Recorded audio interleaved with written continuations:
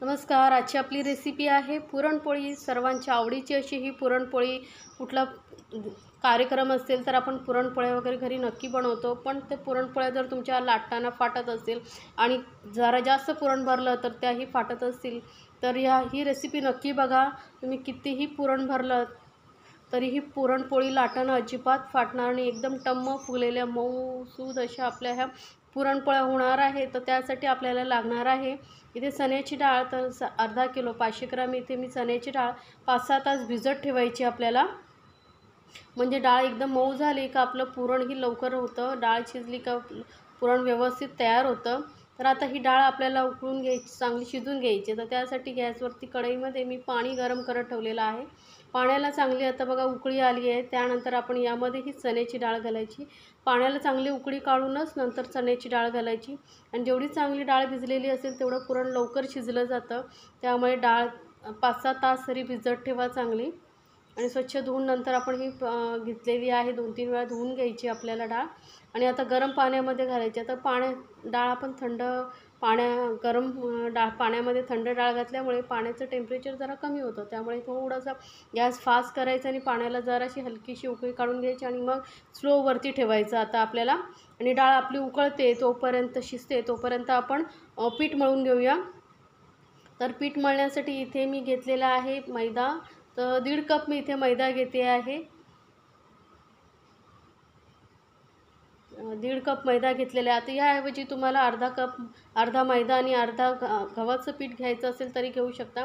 आता कलरसाठी आपण थोडंसं घातलेले हळद, अगदी पाव चमचा, आणि पाव चमचा एवढेच मीठ घालायचं आहे. हळद घातल्यामुळे जेव्हा आपण पुरणपोळी बनवतो ना, मस्त अशी पिवळी दिसायला खूप सुंदर दिसते. तर त्यामुळे मी हळद घातलेली आहे. आणि आता थोडंसं पाणी घालून आपण हे पीठ मळून घेऊया. पीठ हे आपण जास्त वेळ मुरत ठेवायचं आहे. लवकर पीठ मळून ठेवायचं. कमीत कमी 1-1.5 तास तरी पीठ ठेवायचं. म्हणजे ते व्यवस्थित मुरलं जातं आणि आपली पुरणपोळी जेव्हा आपण लाटतो तेव्हा ती फाटत नाही. त्या छोट्या ज्या टिप्स मी सांगते आहे त्याला पाहून जर तुम्ही पुरणपोळ्या बनवलात तर तुमच्याही पुरणपोळ्या अगदी पहिल्या वेळेतच परफेक्ट होतील. आता पीठ मळून झाल्यानंतर 1 चमचा तेल लावून आपण पीठ परत मळून घ्यायचं आहे.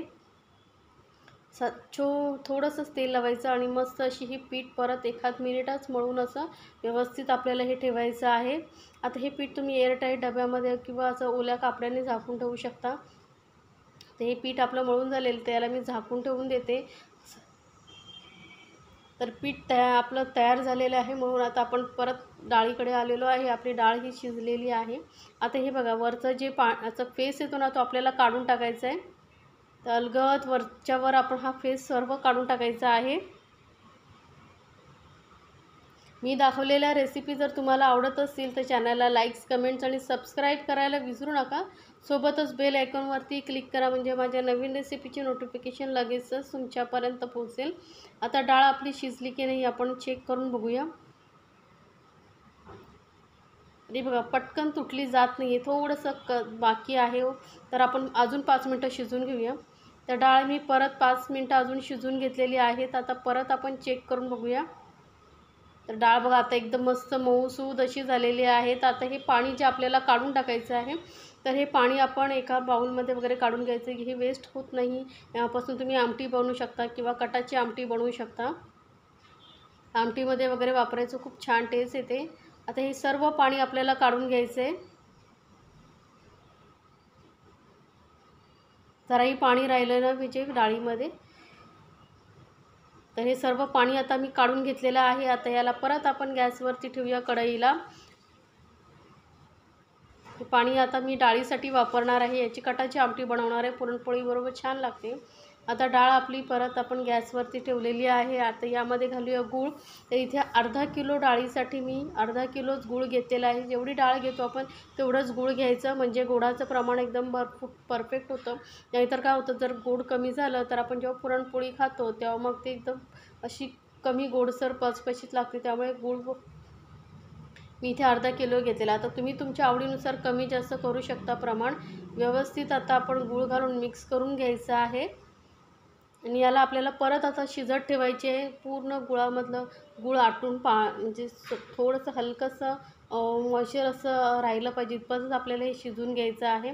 तर आता गूळ घातल्यानंतर हे मिश्रण परत पातळ होणार आहे. यामध्ये घालूया चवीसाठी, फ्लेवरसाठी वेलची आणि जायफळची पावडर, आणि सोबतच यामध्येही मी थोडीशी हळदी घालते आहे. सांगितलं ना, यामुळे कलर खूप छान येतो पुरणाला, आणि आपण पिठामध्येही घातलं आहे. मला पिवळसर अशी पुरणपोळी आवडते, त्यामुळे मी हळद घातली आहे. तर तुम्हाला जर हळद नसेल घालायची तर नाही घातली तरी चालेल. आता हे गूळ बघा वितळलं आहे, त्यामुळे आपलं हे मिश्रण पुरण जे आहे ते परत पातळ झालेलं आहे. आता गूळ घट्टसर होईपर्यंत मी शिजवून घेतलेलं आहे बघा. एकदमच आपल्याला एकदम ड्राय करायचं नाही, नाहीतर काय होतं, डाळ ही कडक होते थोड्या वेळाने आणि मग ती वाटली जात नाही. त्यामुळे ही थोडीशी ओलसर आहे ना, इतपतच आपल्याला याची डाळ ठेवायची आहे. तर गॅस बंद करून थोडंसं हलकंसं थंड करून घेऊया, जास्त नाही, हलकंसं थंड करून आपल्याला ही वाटून घ्यायची. तर वाटण्याची ही पद्धत, ही प्रमाण आहे बघा. तर इथे अशी जाळी वगैरे घ्यायची आपल्याला, आणि जाळीवरती आपण ही डाळ ठेवून वाटू शकतो. जर तुम्हाला मिक्सरमध्ये वाटायची असेल तर वाटू शकता, पण काय होतं, मिक्सरमध्ये वाटल्यानंतर कधी कधी डाळीचे असे छोटे छोटे कण राहतात, आणि मग जेव्हा आपण पुरणपोळी लाटतो तेव्हा ती फाटली जाते. तर आता इथे चमच्याने मी असं घासून आपण ही डाळीचं पुरण तयार करून घेऊया, किंवा तुम्ही ग्लास किंवा वाटीही घेऊ शकता. तर जसं तुम्हाला इझी पडेल तसं हलक्या हाताने आपण फक्त वरती प्रेस करत राहायचं, चोळत राहायचं, म्हणजे जी डाळीचं पुरण आहे ते खाली पडतं बघा. एकदम मस्त असं परफेक्ट आपलं पुरण तयार झालेलं आहे. एकदम सुका आहे, एकदम ओलसर अजिबात नाही आहे बघा. डाळ थोडी सुकल्यानंतर थोडंसं हलकीशी ड्रायसारखी वाटे ना, म्हणूनच एकदम जेव्हा आपण डाळ गूळ घालून शिजवतो तेव्हा एकदम ड्राय करायचे नाही, थोडंसं ओलसरपणा असला पाहिजे त्याच्यामध्ये. आता हे आपलं पुरण सर्व वाटून झालेलं आहे, पुरण आपलं आहे तयार. आपण पुरणपोळी बनवायला घेऊया. आपलं पीठही चांगलं मुरलेलं आहे, मस्तपैकी 1-1.5 तास झालेला आहे.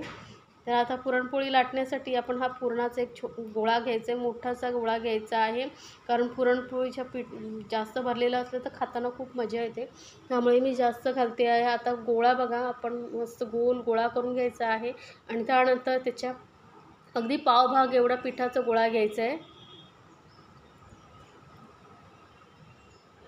बघा. अर्ध्यापेक्षाही पावभाग म्हणजे आपण पीठ घेतलेलं आहे, पिठाचा गोळा छोटा लिंबा एवढा घ्यायचा आहे. आता याचा आपल्याला पुरणपोळी लाटताना काय करायची आहे, तुम्ही जर अशी पारी करून डायरेक्ट भरू शकता तर भरू शकता, पण मी परफेक्ट एकदम झटपट होणारी पद्धत तुम्हाला दाखवते. थोडंसं ना पोळपाटाला आपण एक कागदी कपडा वगैरे बांधून घ्यायचा, कपडा बांधून घ्यायचा, म्हणजे काय होतं, आपल्याला पुरणपोळी व्यवस्थित लाटता येते. तर मी पोळपाटाला कपडा एकदम असं सॉफ्ट असतो ना, पातळ असा, तो बांधून घेतलेला आहे. त्यानंतर पोळी आपण थोडीशी हलकीचं लाटून घ्यायची, आणि हे असं केल्याने काय होतं, पुरण आपण पटापट भरू शकतो. पारी करण्यासाठी थोडा टाईम जातो, गोल गोल, कारण मैदा आहे तो गोल गोल जेवढा आपण फिरवतो ना तसं तो एकत्र होत जातो, त्यामुळे ही अशी झटपट पद्धत आहे. त्या छोट्या छोट्या टिप्स ज्या आहेत त्या फॉलो करून तुम्ही नक्की पुरणपोळी बनवून बघा, तुम्हाला ही पटकन जमेल, अजिबात फेल होणार नाही. एकदम परफेक्ट अशी पुरणपोळीची रेसिपी मी सांगितलेली आहे. आता 2 हाताने हलकासा प्रेस करून घ्यायचा आपल्याला, आणि परत याला सुकं पीठ लावून घ्यायचं. आता इथे जास्त पीठ लावायची गरज नाही, हलकासा पीठ लावून घ्यायचं, जास्त लावायचं नाही, नाही तर पुरणपोळीला सगळं पीठ लागेल. थोडं हलकं पीठ लावून घेऊन अलगद हाताने पुरणपोळी आपल्याला लाटत जायची आहे बघा. पुरण आपलं व्यवस्थित ड्राय झाल्यामुळे अजिबात लाटताना वगैरे फाटत नाही बघा. मी किती पटापट फिरवते लाटणं, तरी पण व्यवस्थित गोल गोल फिरते, कारण कपडाही आपण यावरती बांधलेला आहे. कपड्यामुळे पुरणपोळी जी आहे व्यवस्थित गोल गोल फिरते, आणि किती पातळ पुरणपोळी लाटलेली आहे बघा. एकदम मोठी आपली मस्त, एवढासा पिठाचा गोळा घेतला होता त्यापासून केवढी मोठी आपली पुरणपोळी झालेली आहे बघा. ती परफेक्ट रेसिपी आहे, तर नक्की बनवून बघा. पहा किती पातळ आपण ही पुरणपोळी लाटून घेतलेली आहे. तर अजून मी तुम्हाला एक दाखवते अगदी कशी बनवायची आहे. पटकन फक्त एक पोळी लाटून घ्यायची थोड्या साईजची, आणि आतमध्ये पुरण भरायचं. पुरण थोडं ना जरा जास्तच भरायचं, म्हणजे पुरणपोळी खाताना ते असं पीठ लागणार नाही. मस्त पुरण भरलेलं असेल ना तर खाण्यासाठीही मजा येते, म्हणून थोडं जास्त प्रमाणातच पुरण भरायचं, आणि अलगद सर्व बाजूने जॉईंट करत गोल गोल फिरवत आपल्याला ही पुरणपोळी लाटून घ्यायची आहे. फक्त गोळा आपण थोडा हलकासा प्रेस करून घ्यायचा 2 हातांनी धरून, आणि वरून थोडंसं सुकं पीठ लावून घ्यायचं आहे. आणि एकदा पीठ लावलं तर परत लावायची गरज पडत नाही. पुरणपोळी आपोआप कपड्यामुळे व्यवस्थित सरकली जाते बघा, गोल गोल फिरते. फक्त लाटणं तुम्ही अलगद फिरवा, जास्त प्रेशर देऊ नका. आणि कुठेही लाटाणं वगैरे फाटत नाही बघा, आजूबाजूनेही क्रॅक वगैरे असं काहीच जात नाही. एकदम परफेक्ट पुरणपोळी लाटली जाते. कितीही पातळ लाटलात तरी पुरणपोळी फाटणार नाही. तर नक्की बनवा. आता गॅसवरती मी तवा ठेवलेला आहे आणि तव्यावरती आपण पुरणपोळी एकदम लो फ्लेमवरती मस्त अशी थोडासा खरपूस कलर येईपर्यंत भाजून घ्यायची आहे. दोन्ही साईडने अलटून पलटून पोळी लाटून घ्यायची आहे, भाजून घ्यायची आहे. आता इथे तुम्ही तूप किंवा तेल तुम्हाला जे आवडतं ते लावू शकता. एखादा असं कापडी हलकासा कपडा घ्यायचा आहे आणि हलक्या हाताने फक्त वरून हलकं हलकं असं प्रेस करत जायचं आहे. म्हणजे काय होतं, असं पुरणपोळी छान शेकली जाते आतपर्यंत आणि मस्त अशी टम्म फुगते ही पुरणपोळी. एका साईडने शेकून झाल्यानंतर आपण दुसऱ्या साईडने शेकून घेऊया.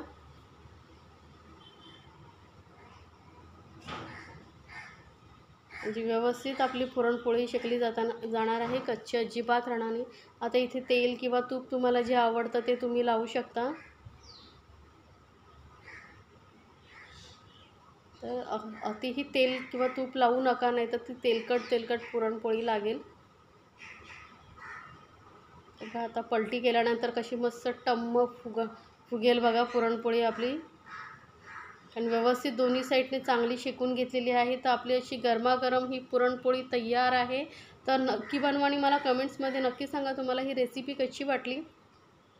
आणि अशा छान छान रेसिपीसाठी आपल्या चॅनलला सबस्क्राईबही करायला विसरू नका. सोबतच बेल आयकॉनवरती क्लिक करा, म्हणजे माझ्या नवीन रेसिपीची नोटिफिकेशन लगेचच तुमच्यापर्यंत पोहोचेल.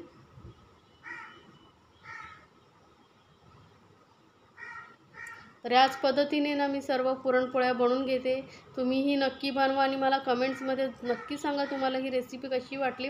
आणि अशा छान छान रेसिपी आपल्या चॅनलवरती आहेत, त्यांही नक्की पहा, म्हणजे तुम्हालाही परफेक्ट तुम्हाला रेसिपी करताना कुठलाही प्रॉब्लेम येणार नाही. अगदी परफेक्ट पहिल्या वेळातच तुमची पुरणपोळी एकदम तयार होईल आणि खाणाऱ्यांनाही खूप आनंद येईल. एवढी परफेक्ट अशी गुळाचं प्रमाण आहे.